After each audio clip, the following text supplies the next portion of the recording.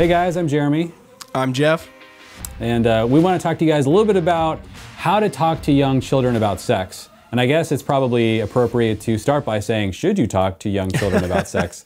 That's a difficult question to answer, and a lot of times in our culture we're having a hard time figuring out when to bring this up. So just wanted to kind of process that with you guys, talk to Jeff about it, see how he reacts to some of these ideas.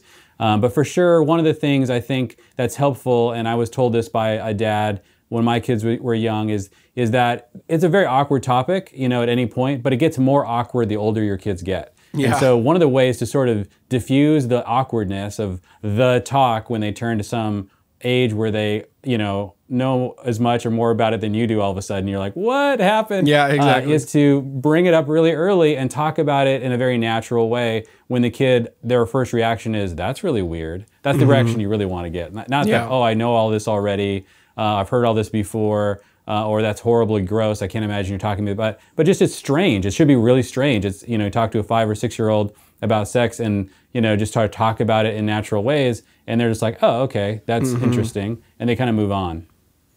But any thoughts about, Yeah, so what I would say is our kids are 2 and 4, so we're not really to that full detailed talk yet, or even a huge overarching one about sex. But what I will say should be a precursor to sex for any parent of toddlers is more about a talk on sexuality or body or private parts, et cetera of that nature. Like, we're huge on that. So like, are we, and like one thing too is I think one parents do a lot of disservice when we talk to our kids about body parts and sexual language and all these things in a like kiddie nicknamey way.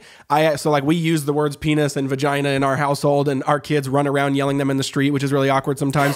But for us, it's like we say like that's what that is and this is what it does. And I think just being a little bit matter of fact and black and white with your kids, especially when they're young, is actually deeply helpful, because it kind of creates a weird disconnect,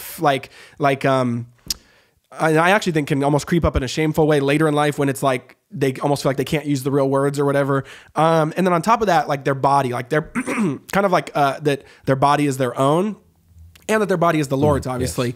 Yes.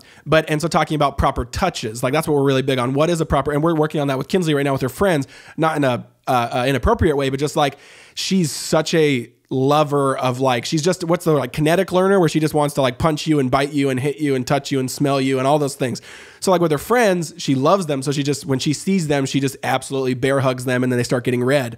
And it's like that, you can tell that kid doesn't like that. So for us, where I think the toddler stage level is like, what's proper touches?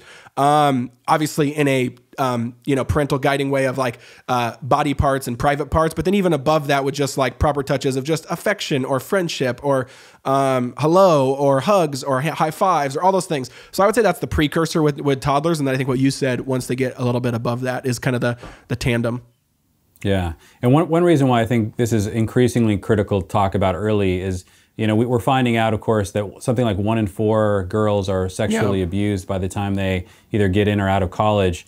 And so much of that happens in times when they're, fairly young and in the home. And because this stuff is not talked about, and if they're being preyed on by, another child, an older child often, or another adult, if they don't feel like, you're someone safe to process that with, and if this person is telling them, just don't tell anyone that this happened, that's how a lot of this abuse kind of happens and goes on and on. So to have an early conversation, oftentimes about like swimsuit areas, like if anybody touches you like that, make sure you immediately tell us. If anybody ever says, don't talk to your mom and dad about something, that's the trigger to come and talk to us immediately about it. Those kinds of things, so that you stop any kind of cycle of abuse from starting with your children. And it's been shocking, for us and to see how many of our just friends have children that have encountered this in extremely safe circumstances that you would think, oh, this could never happen. They're constantly around their kids.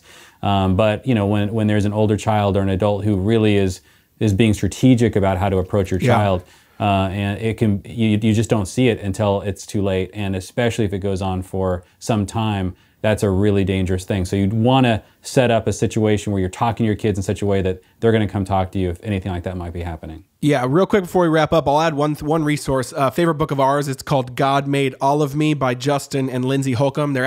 Justin was a friend at an old church I used to go to, and him and his wife are both doctors of something. I think it's like counseling or psychiatry or psychology or something up there in the high levels, And so they're Christians. They love the Lord, but brilliant book on walking your kids through your body, the theology of a body, what it means. Then it goes a little farther in the end of the book of proper touches, unhealthy touches, etc. Phenomenal book. Our kids actually love the book and talk about it. And that's, I think, really laid a good foundation for us.